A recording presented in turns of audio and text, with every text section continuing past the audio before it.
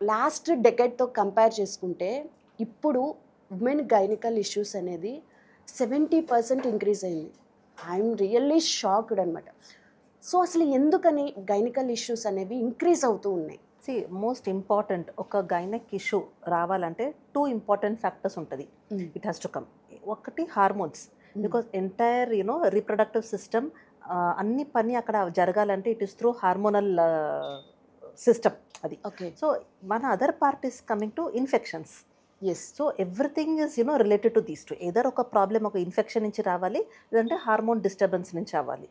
నా what is happening over the last few years, what you have seen is చాలా మందికి ఇప్పుడు hormone exposure ఉన్నది ప్రొలాంగ్ అవుతుంది. ఓకే. ఓకే, వన్ అమ్మాయి వాళ్ళకి ఇప్పుడు పీరియడ్స్ కదా, నార్మల్గా before it use to happen by 13-14 years.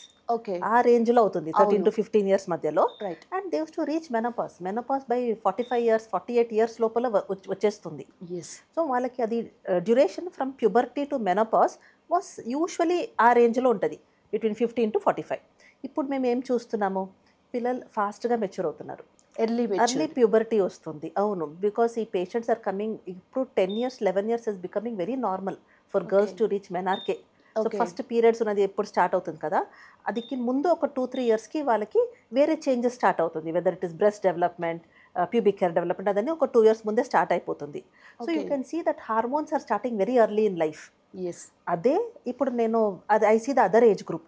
ఇప్పుడు మెనోపాస్ పేషెంట్స్ వస్తున్నారు మాకు, they are not even reaching menopause by 50 years also. ఇప్పుడు 52, 53, 55 వరకు వాళ్ళకి పీరియడ్స్ వస్తుంది. Okay. So the life time exposure to hormones increase అయింది. ఓకే.